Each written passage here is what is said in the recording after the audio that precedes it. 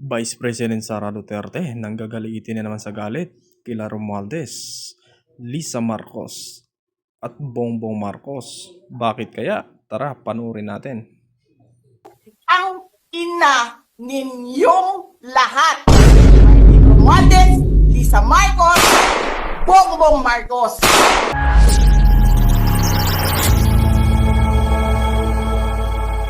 Ang ina ninyong lahat. Romualdez, Lisa Marcos, Bongbong Marcos. Anong ginawa ko? Binigay ko sa DepEd! Putak na mukha! Wala ka nga posisyon sa gobyerno, namimigay ka ng pera ng gobyerno eh. Utang ina ninyo. Sino ang corrupt? Yung mga congressman na yan na nag-hearing, anong sinasabi nila? Pagkatapos, pag na-off na ang mic, pag wala ng media, pasensya na kayo ha. Kailangan kasi namin ng pera. Mag-eleksyon na kasi. Lisa Marcos, naalala mo? Nagpadala ka sa akin ng video? Sinabihan mo ako saan kukunin ang pera. Pinakita mo ang muka ng tao. Doon sa video message mo. Hi, Nikki. This is she's been working with us for the longest time. We trust her. You sent me written instructions about money. Millions a month.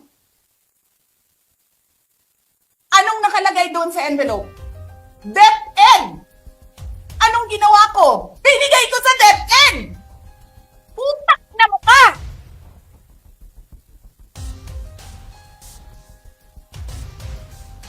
Wala ka nga posisyon sa gobyerno, namimigay ka ng pera ng gobyerno eh.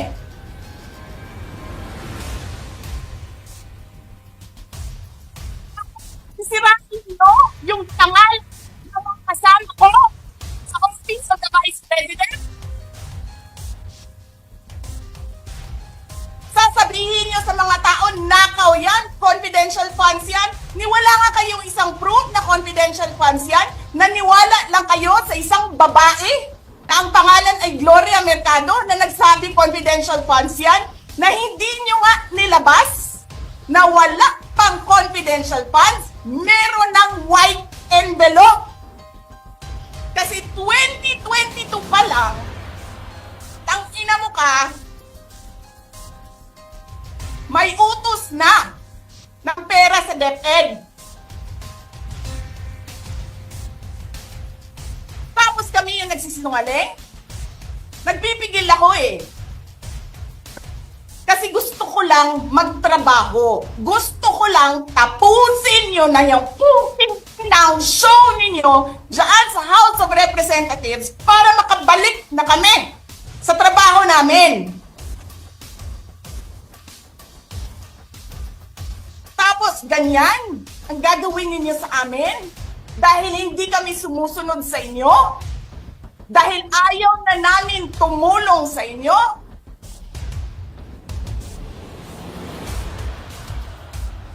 Ganito gagawin ninyo? Presidente ka, may speaker ka na involved sa bribery ng Supreme Court justices. May video, may kaso, may witnesses. Hindi mo tinanggal yung speaker mo. Pinabayaan mo siya abusuhin ang pera ng bayan. Paikot-ikot sa buong bansa, namimigay ng pera na para bang kanya yung pera.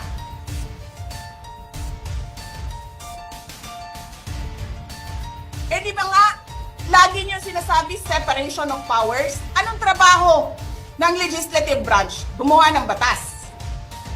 Anong ginagawa ni Martin Romualdez?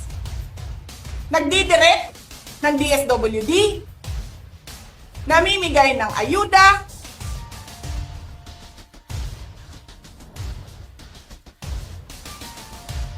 Nagsasabi kung anong bibigay, anong ibibigay, anong gagawin, sino ba ang presidente dito?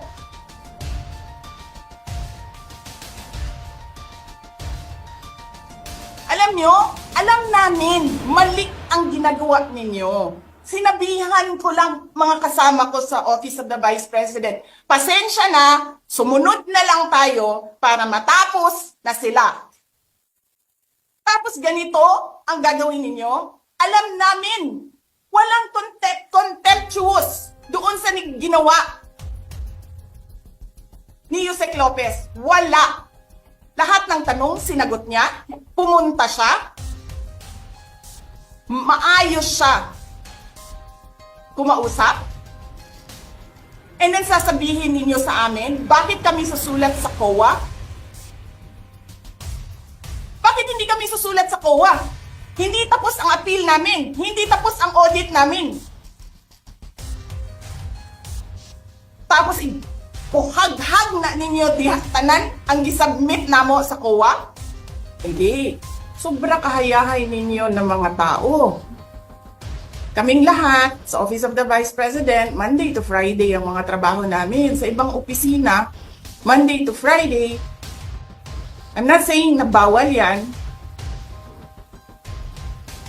But, alam mo yon, that is something that civil service should think about.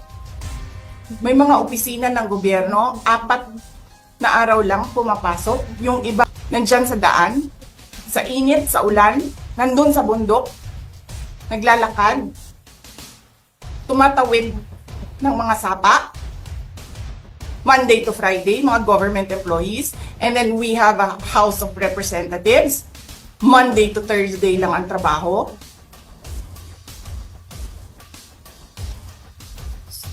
The civil service should rethink that. Ganyan. So anyway, wala sila. Wala silang trabaho. So hinahanap ko, where is this special doon sa order? Where is this special committee meeting that happened? Because they need the permission of the majority leader and the speaker. Kasi nga, walang trabaho eh. So kailangan nila ng permission. Walang nakalagay doon. So how is that a legal order? Tapos nakalagay pa sa second order nila, I violated security regulations when I visited. Before ako pumupunta dito, pinapaklear ko yung oras ko. 11 to 1, 4 to 5. Anong security violations ang dinayolate ko dito sa loob? They allow other visitors to come in here. Pero ako, sinabihan ako kanina, hindi ka pwede bumisita dyan sa loob. Doon kayo sa visitor center. Ililipat namin. And then I said no.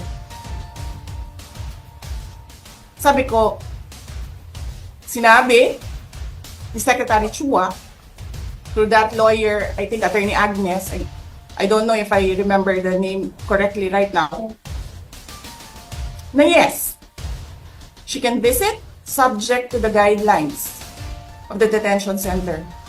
And so, anong ginawa ko mali? Basta na lang ba ganun? Sasabihin nyo, I violated security regulations. Ano yun? Wala naman ako 2 baril. Nung sinabi sa akin na hindi ako pwede pumasok, nag-antay ako.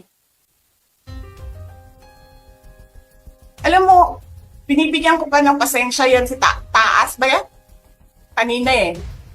Ngayon hindi na. Nagsinungaling pa siya na I refused daw to leave last night when I did not even know na pinapaalis ako. Ang sinabi lang sa akin, papatayin ang kuryente. Which I said, okay lang. Kasi may flashlight naman ako. Hindi ko naman kailangan ng kuryente. Tapos kanina, sa media, pinapalabas nila na I locked myself doon sa kwarto. Of course, nag-lock ako kasi natutulog na ako.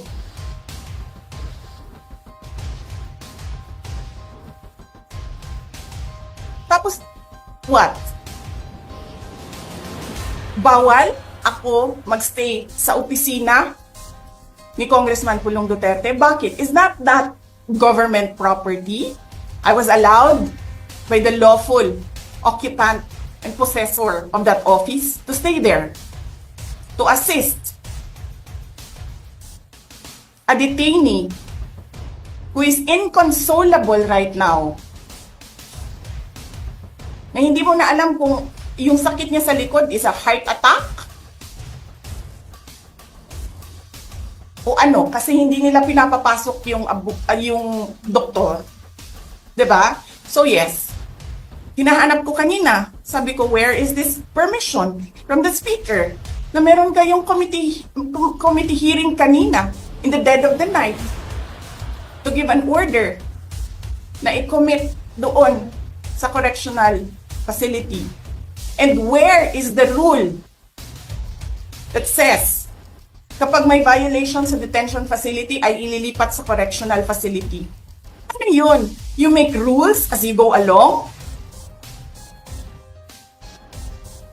Ano yun? Di ba dapat sa demokrasya, there's a rule of law? And then they make rules as they go along? Kung ano lang, whatever pleases the speaker, get her out of the House of Representatives kasi hindi siya dapat nandiyan. Bakit? Pag may-ari niyo ba itong compound na ito? And then sasabihin pa nila sa akin na there is a threat to my life inside the batasang pambansa? Why is there a threat to my life? This is the most secured facility because nandito lahat ng mga spoiled brat sa ating bansa. Tapos, sasabihin pa nila, well, pabigat ka sa amin kasi kailangan namin dagdagan ang security mo. Bakit? Trabaho ba nila magbantay sa akin? Eh di ba trabaho ng BPSPG yon? Na may I just say, binabawasan nila ng binabawasan araw-araw? Na as if this office is not the second highest office in this country, and only because umalis ako sa administration? Kailan ba nagsimula yung atake nila? Alalahanin nyo. Diba? After ako nag-resign sa DepEd? Kailan ba nagsimula yung pambabastos nila? Last year. After that meeting with the Makabayan Bloc and Martin Romualdez. They started destroying my name, pummeling me in the media with a multi-million PR campaign. Pinastos pa nila ako ng mga pagsisinungaling nila na kesyo taksil, kesyo korap, abusado. Putang ina ninyo! Sino ang korap?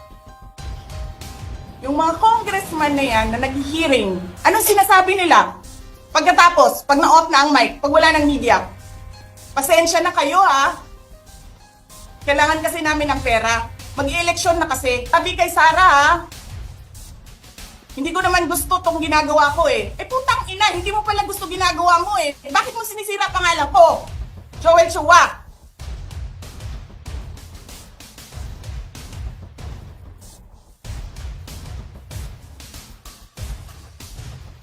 Ganyan. Ganyan ang bansa.